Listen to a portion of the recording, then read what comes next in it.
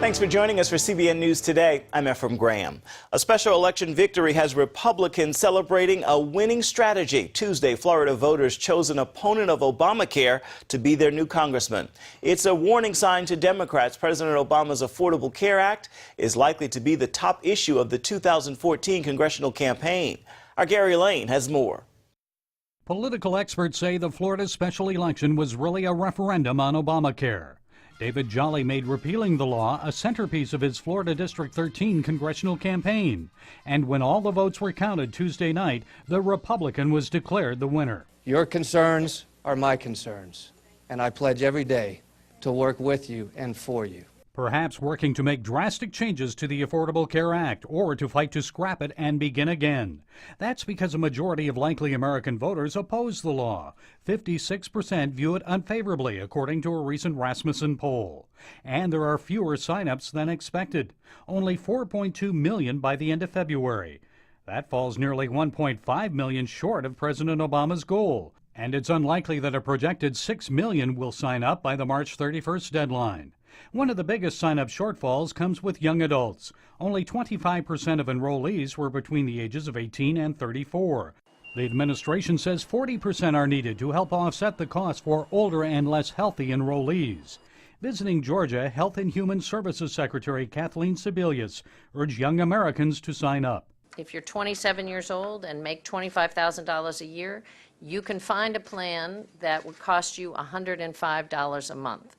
My guess is you can't find a pair of running shoes for $105 a month. I know you can't find a cell phone plan for $105 a month.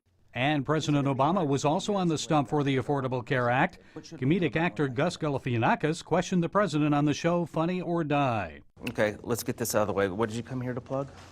Well, first of all, I think it's fair to say that I wouldn't be with you here today if I didn't have something to plug. Have you heard of the Affordable Care Act? Oh yeah, I heard about that. That's the thing that doesn't work. Why would you get the guy that created the Zune to make your website? Healthcare.gov works great now. So is the David Jolly victory in Florida a harbinger for the upcoming congressional election?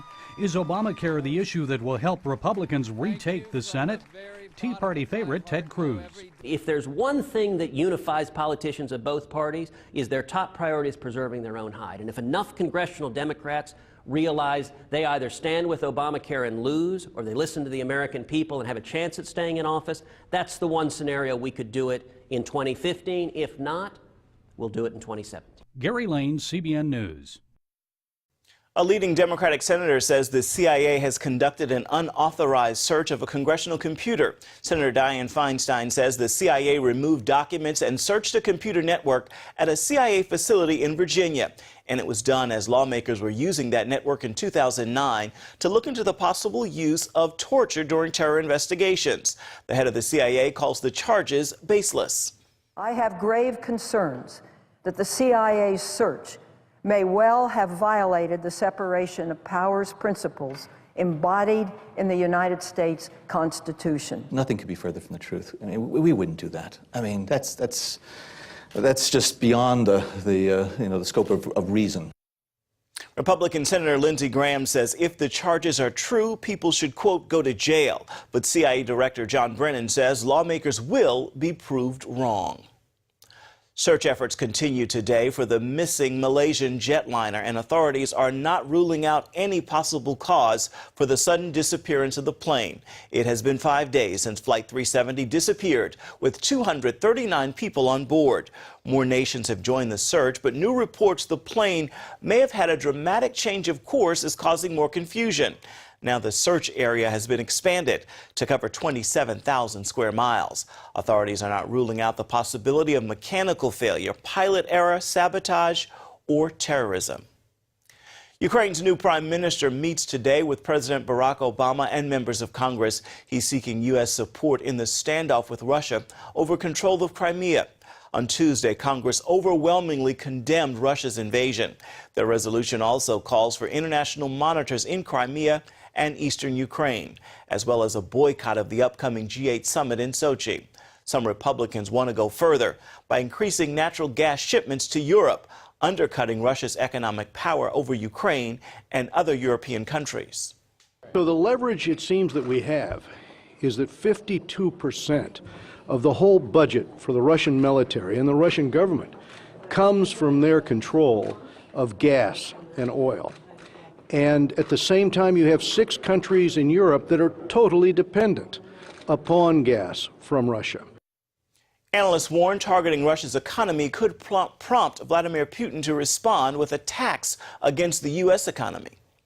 When the Russians entered in Crimea and they're beginning their battle with Ukraine, we said, we'll just sanction you. We'll impose economic sanctions. They said, if you do that, we could dump our bonds and we could hack your stock market and we could make America no longer the financial leader of the world. In fact, your financial system would collapse. That's a direct threat. That's a new form of warfare. That's World War III, just started. Meanwhile, in Crimea, the parliament adopted a declaration of independence. It says Crimea will become an independent state if its residents vote to split from Ukraine and join Russia. The referendum is set for this Sunday. Former IRS official Lois Lerner created, quote, unprecedented roadblocks for Tea Party organizations seeking nonprofit status. That is the conclusion of a report from a House committee investigating the scandal. The American Center for Law and Justice represents 41 Tea Party groups in a lawsuit against the IRS. The ACLJ says the report, quote, underscores what has been apparent for months. Former IRS official Lois Lerner's maliciousness and corruption are well documented and very clear.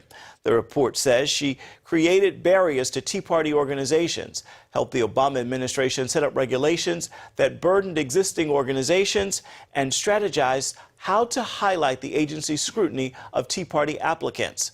Lerner refused to testify before Congress for a second time last week. She says she's done nothing wrong, but offered to share her testimony in exchange for full immunity. The head of Washington's top conservative think tank is calling for states to lead the charge on socially divisive issues like gay marriage. Former Senator and Heritage Foundation President Jim DeMint spoke to CBN News about how our polarized country can begin to live in peace. The reason the country is divided today is because the federal government is beginning to make decisions for all of us that many of us are opposed to. Redefining marriage at the federal level is wrong. They don't have the authority to do that. But we have to allow that if states want to go one way and another states want to go another, then that's something that we're going to have to accept. DeMint also called on conservatives to organize better around issues of religious freedom. He said hysteria in the media over a recent bill in Arizona forced Governor Jan Brewer to veto it. $600,000 was stolen from Joel Osteen's megachurch offering fund. Many of the envelopes included checks or credit card information, raising concerns of identity theft. The offering was stolen from a safe sometime between Sunday and Monday. Investigators said no arrests have been made so far. Lakewood is the largest single church in the country. Coming up, it is the year of the drone, with flying robots as small as hummingbirds that can secretly record everything you do. Learn more about the battle of the drones across America.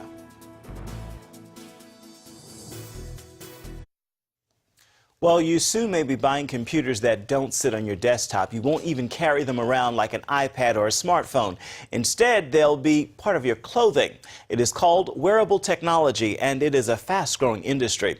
Computers in all kinds of clothing, from shoes to belts to headgear, along with watches and eyeglasses, will be able to help you communicate with and keep track of other people, including your children. They can also help you stay healthy. Information that is collected from your fitness tracker can give you so much more.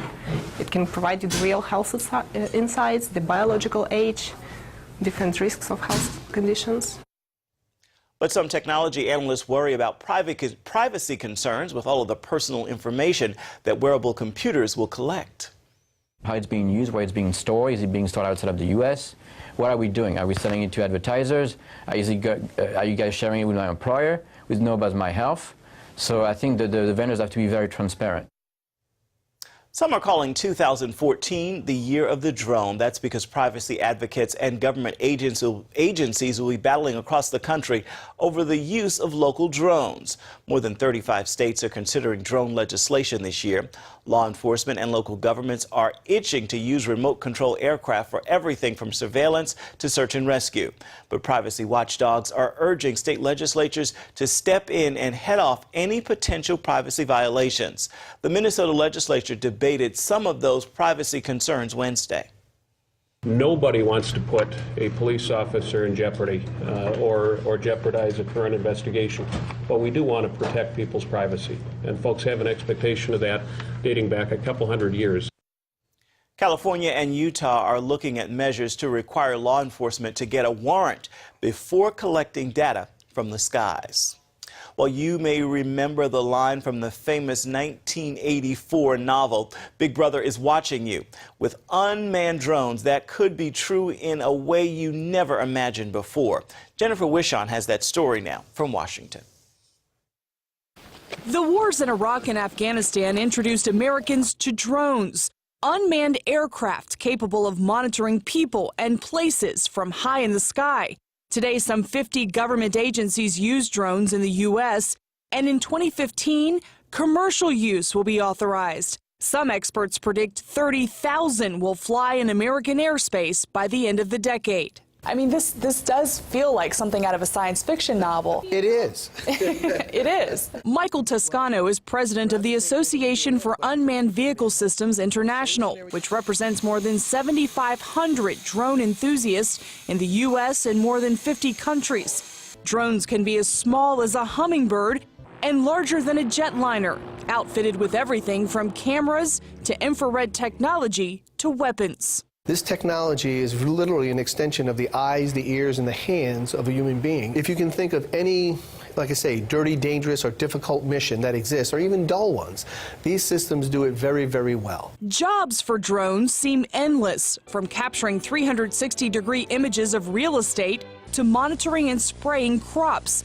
Some police departments already use them, and advocates point to the Boston Marathon bombings and subsequent manhunt as an example of how drones can improve public safety. When you're trying to cover a sports venue that's more than 26 miles long, you don't have that many policemen, even in a big city like Boston. Having drones rather than big giant manned aircraft to try and cover that area to watch to make sure that no one is doing anything illegal or dangerous would have been very helpful. But use by law enforcement is controversial. The ACLU and other privacy advocates warn that drones will allow for pervasive surveillance in a way that could eventually eliminate the privacy Americans enjoy in their movements and activities. They also warn of discriminatory targeting against Americans who challenge the status quo, pointing to historic institutional abuses during the civil rights movement and other times of political conflict and social turmoil. And it's not just law enforcement drones that has some people feeling concerned. For less than $300, anyone can buy one outfitted with a camera controllable by a smartphone. It's also pretty easy to make your own using a hobby kit. This could hover outside your window, operating as a virtual peeping Tom without you ever realizing you're being watched. The what-ifs of the technology are prompting state governments to take action.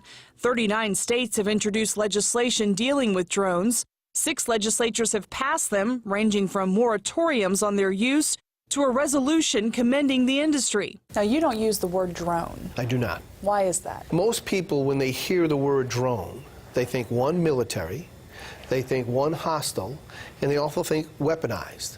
Well, the FAA, and that is a misconception. The FAA forbids deploying a weapon from any aircraft, manned or unmanned. But what if someone tries to take one over? One of the major issues that has to be tested to make sure that someone can't either hack into it or to be able to unintended consequence of having multiple signals being passed that it causes a disruption. Then there are disagreements over whether the Fourth Amendment protects Americans from unreasonable searches that could come from an unsuspecting eye in the sky. I have a confidence that our judicial review process would work and will settle that gray area that's left in the middle, and will settle it with a correct balance of security and civil liberties. Time will judge the benefits and risks, but the technology isn't going back into its box.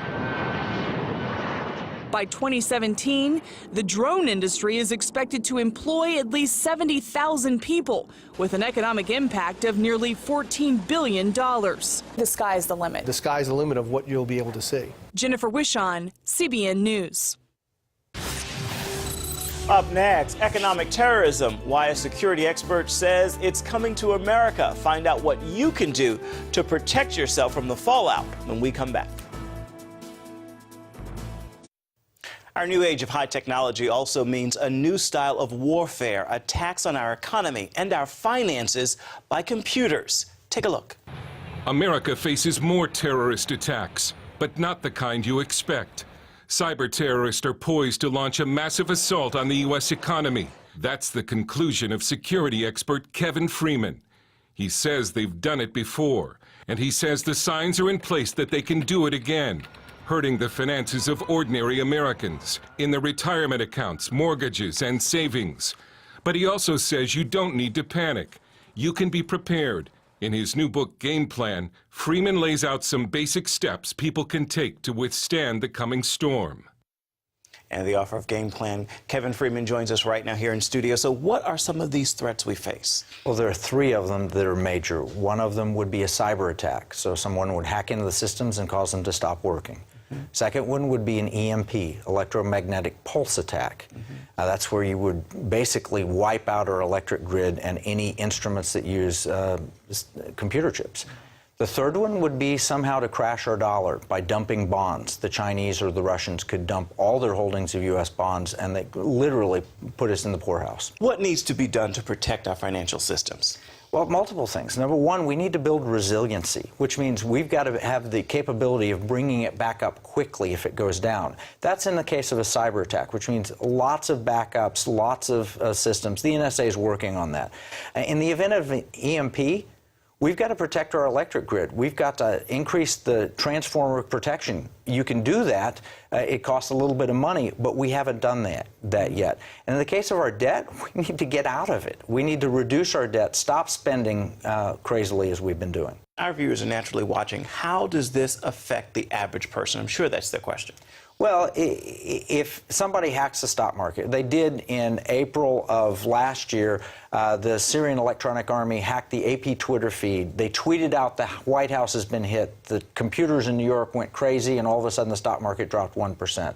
So I wrote a book, Game Plan. This is what you do to protect yourself. In that case, you would just hang on. In the case of an EMP, you're going to have some water and some food available to you. And in the case of a dollar crashing, you need to hold foreign currencies, foreign stocks, and a few other diversified investments. Any other advice in terms of being prepared? One thing that people just don't think of anymore, if you get your bank statements online, print out copies or ask them to send you hard copies. Because just imagine if the records got wiped out and you had to go prove that you had $10,000 in the bank account, you wouldn't be able to do it if it were all electronic. That's one practical thing that most people aren't doing. Frightening. Let's talk about attacks on the power grid. What effect would that have on our financial system? Well, if we have no electricity, it not only ruins the financial, you can't get money from an ATM, it stops the stock market from working, but worse than that, you don't get access to medicine, you don't have access to water, you can't get gasoline for your car because the gasoline pumps run on electricity. So we're very dependent on electricity. In fact, the EMP Commission projected that within 6 months or so, a large percentage of the U.S. population would die if we lost electricity. We're that dependent on the electric grid. How vulnerable is the power grid? It's very vulnerable. A year ago, some terrorists broke into a substation outside of Silicon Valley, and they took AK-47s and shot it up and almost caused a blackout for Silicon Valley. And the problem with the power grid is if one segment goes down, it can cascade into failures across the country. I mean, a tree can fall on a power line and cause a blackout. If transformers are wiped out, we can't replace those transformers for 2 or 3 years because of the length of time it takes to get these specialized equipment. In terms of threats from the outside, how likely is it that Iran will be able to carry out such an attack on us? Well, the Iranians have computer hackers. The supreme leader of Iran showed forth a whole school full of hackers that are destined to bring down the great Satan, which is us, is what he said. But they could also launch a really crude nuclear device over the continental United States, explode it in the stratosphere above Columbus, Ohio, for example, and that would send out an electromagnetic pulse that would wipe out our electric grid. Could they do it? They have the capabilities to do it. North Korea has the capabilities. Russia, China, they could all do it. The question is, will they be able to pull it off, and will they want to do it? And hopefully neither of those is true, but they certainly have the capability. Hearing that they have the capability, what can be done to protect the grid at this point? Well, we could back up the grid. We could put just some minor modifications that would allow larger voltage to go across the lines and not destroy the transformers. We could do that for a relatively small cost. We could also put in a missile defense system, something that would stop a launch over the United States. We actually have no radar capability to watch a launch from the Gulf of Mexico right now. It is frightening to hear just how vulnerable we are. Thank you so much for your book. The book is Game Plan, authored by Kevin Freeman, How to Protect Yourself from the coming cyber economic attack. We really appreciate your time. Thank you, Ephraim. Thank you. CBN is providing food to struggling families and orphans in Romania. Each month, CBN sponsors a refrigerated truck with donated food. It travels more than 600 miles from Germany to Western Romania. Once there, volunteers help sort out and distribute the food to families in need and a local orphanage. More than a quarter of the population make less than $2 an hour, so struggling families are grateful for the food. CBN also gives out shoes and clothing to help hundreds of people during the very cold winter. Well, that is going to do it for CBN News Today. You can find more of our exclusive coverage of the issues you care most about at cbnnews.com. And take the time to tell us what you think about the stories you've seen here today. You can do that on Facebook or at CBN News on Twitter. Hope you'll join us again right here next time. Make it a wonderful Wednesday, everybody.